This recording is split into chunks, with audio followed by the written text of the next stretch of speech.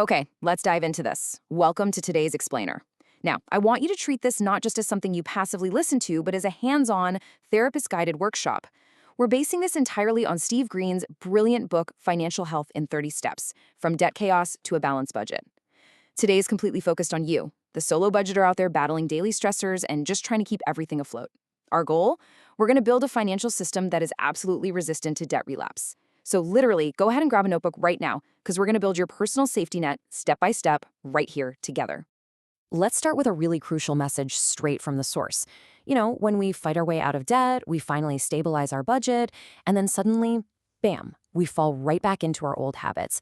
And man, a massive wave of guilt just hits us. But listen to me, relapse is not a moral failure. It doesn't mean you're weak, and it for sure doesn't mean you're inherently bad at managing money. It's actually a completely natural, highly predictable part of being human and learning new habits, especially when life gets stressful. So let's just take that shame completely off the table right now, okay? So here's a quick look at our workshop syllabus. First, the psychology of relapse. Second, map your pattern. Third, spot warning signs. Fourth, the 72-hour reset and guardrails. And finally, number 5, the no shame rule. Like I said, you'll be doing a few short interactive tasks after each section so you can start building those protective guardrails immediately. Let's get into it. Section 1, the psychology of relapse. Far too often, we try to dig our way out of debt relying purely on willpower. But honestly, willpower is a really fragile safety net. I mean, it completely crashes when you have a terrible day at work, when you're exhausted, or when you're just plain sad.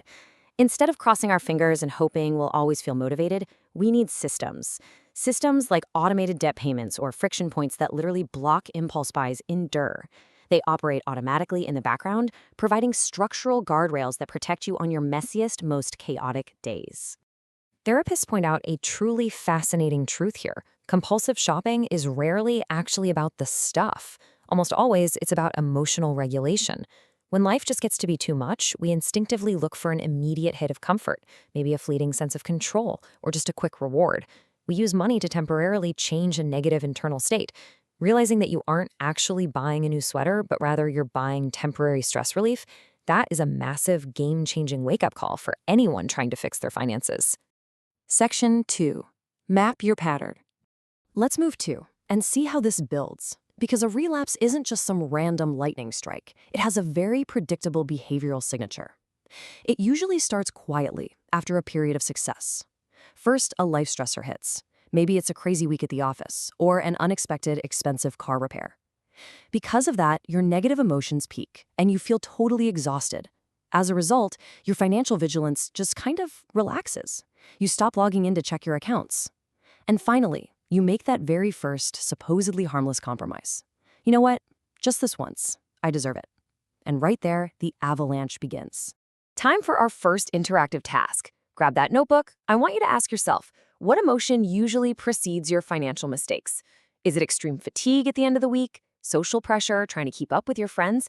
Or maybe you just use late-night online shopping as a really expensive cure for boredom. Take a second to reflect on this. Because once you identify your own specific emotional triggers, you stop flying blind. You can actually start anticipating your own weaknesses before they cost you money. Section 3. Spot warning signs. Okay, so here are the 5 most common early warning signs that you're drifting financially. 1. You start avoiding your bank accounts like they're literally radioactive. 2. You accidentally, on purpose, start swiping away those budgeting app notifications. 3. You find yourself justifying small exceptions. 4. You might even start hiding Amazon packages from yourself or your partner before anyone starts asking questions. And 5. You skip your weekly money review. Now, remember, spotting the smoke doesn't mean your financial house has burned down to the ground. It just means it's time to act. All right, this is your moment. Take 60 seconds right now and be brutally honest with yourself. Write down your own top 5 early warning signs. What specific behaviors mean you, personally, are financially drifting? Identifying these isn't an excuse to feel ashamed, not at all. It's about building a personalized dashboard so you can instantly take back control.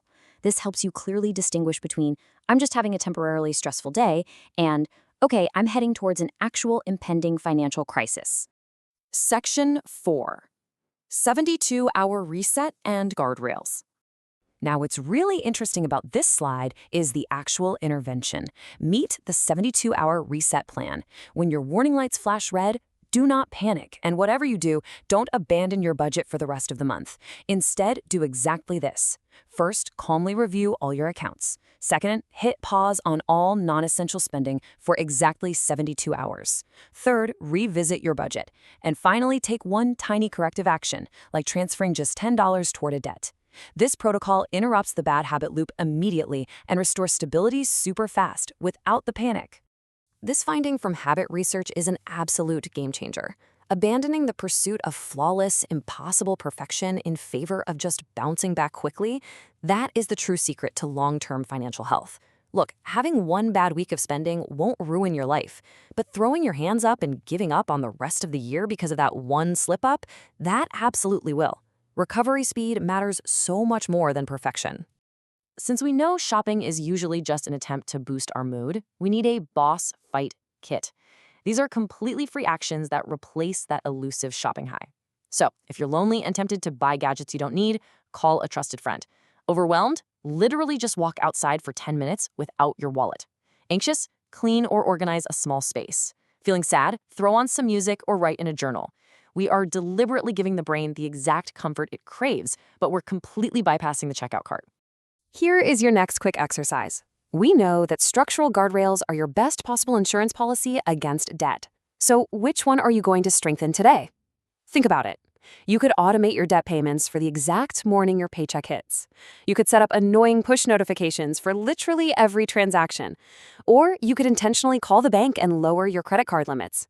Essentially, make it physically difficult for your future stressed out self to spend impulsively. Section 5.